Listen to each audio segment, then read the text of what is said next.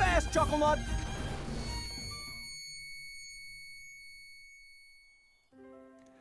Good character subversion is not what doing doesn't. Good character subversion is not doing what doesn't make sense just to surprise, but rather doing what we didn't expect because we let our own expectations cloud us to the actual legitimate possibilities of a character. Ranking of Kings succeeds in subversion because it tricks us in a very appropriate way. Its style and its first few episodes give the feeling that this is a rather standard fairy tale with an evil stepmother, a cruel half brother, with the only caveat being some oddities we see and Boji having some disabilities. One would expect the point of the story is to overcome his evil family, gain power or prophecy that essentially counteracts his disability so it no longer has plot relevance, and maybe even take care of a suspicious mirror for future villainy.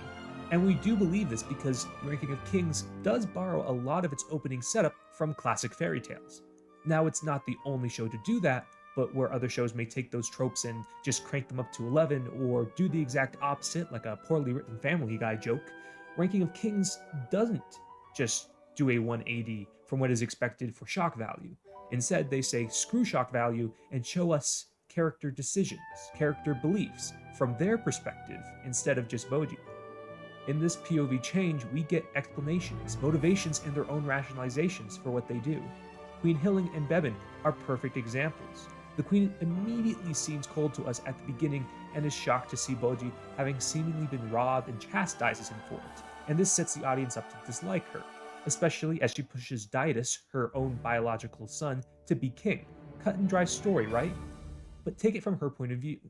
Her child, who is deaf and mute, doesn't grow, gets robbed of his clothes regularly. That seems like someone who isn't prepared to be king. And to be fair, that's a completely reasonable assumption from her point of view. Just as it's reasonable for Boji to assume that for some reason she doesn't like him anymore. As from what we've seen recently, she's distant, chastises him for honest acts he does, talks behind his back, and favors Didus over him, even though the crown is technically his. But the show isn't just content with that.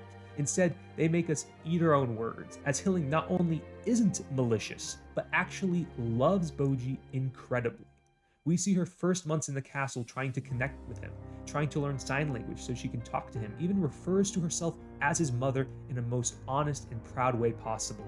And yet, she still doesn't think he can be king. And there, her character is a subversion of that wicked stepmother, not because she actually does want Boji to be king and she's faking it the whole time, but because she's actually a multifaceted character who, while still loving Boji immensely, also opposes him, not out of ill will, but out of a misguided need to protect him. Bebin, on a smaller scale, follows a similar pattern, even if we don't fully understand his motivations quite yet. He doesn't believe in Boji as a king, we think. At least, he doesn't believe in Boji's strength as well, and instead follows Didus as an evil second-in-command at first viewing. And I'll be the first to admit, I was dead wrong about him. His aesthetic, the evil mustache, the command of snakes, the dress in black compared to his counterparts, screams villain, but only because of our own cultural tropes, not because of anything he actually does. I mean, to be fair, the show does hide a bit of his actions from us, but we also don't give him the benefit of the doubt until Kage appears, telling Boji that Bebin helped him stay with him the whole trip he was on. Even then, I still thought he had some kind of ulterior motive until he appeared with the giant two-headed snake monster, which, again, is another subversion in itself, an actual benevolent monster who's a mentor of Boji and who cares for and encourages him. And looking back at Bebin's actions, while tough on Boji, are the actions of a warrior caught between many masters, doing his best to keep as many of them safe as possible. He doesn't interfere with a duel with Didus, not necessarily because he wants Boji to get hurt, but perhaps he knew what Boji was capable of. He actually treats Kage as a danger not because he's Boji's friend, but because he is worried that he's an actual danger to the prince when he first meets him. In fact, to summarize this topic of character subversion in Ranking of Kings, nearly every character has a reason for doing what they do. They have agency, whether it's Dorsch deciding to essentially go against his king's wishes to protect the queen, the king boss deciding to subvert Miranjo, who he's supposed to be in league with, to give Dorsch that opportunity to choose the queen over him. And those subversions don't simply end there, the underworld capital being more hospitable than the overworld kingdom. Kage from a literal clan of shadow assassins being a cheery, emotionally supportive rock for Boji. Take note, Sasuke.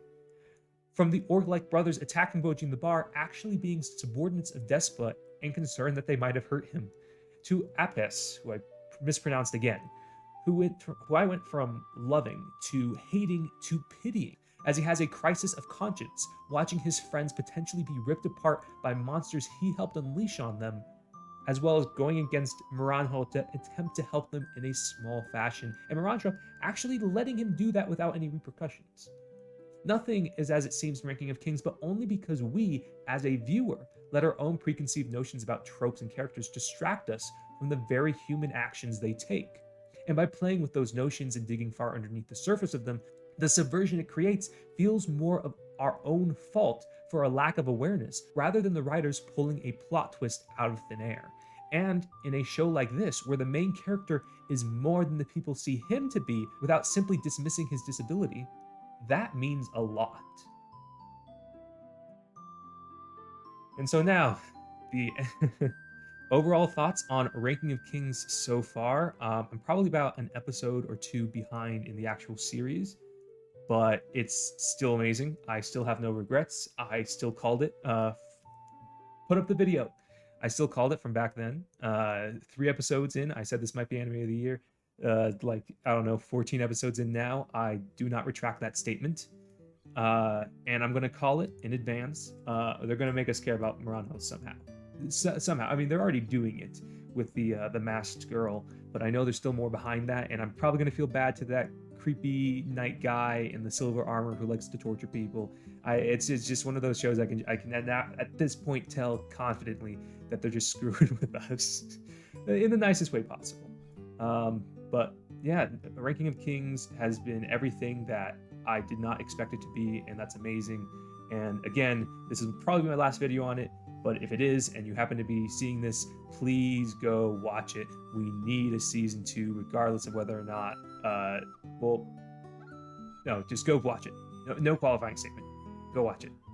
If you like this video, if you have any other things that I should watch, throw them in the comments below. If you like this video, I don't know, put a like, maybe, you know, you can do it. It's free. You could also subscribe. It means a lot. I do really appreciate it. You don't have to, but you know, you can always unsubscribe later. I won't flood your inboxes with cringy content unless this is already cringe.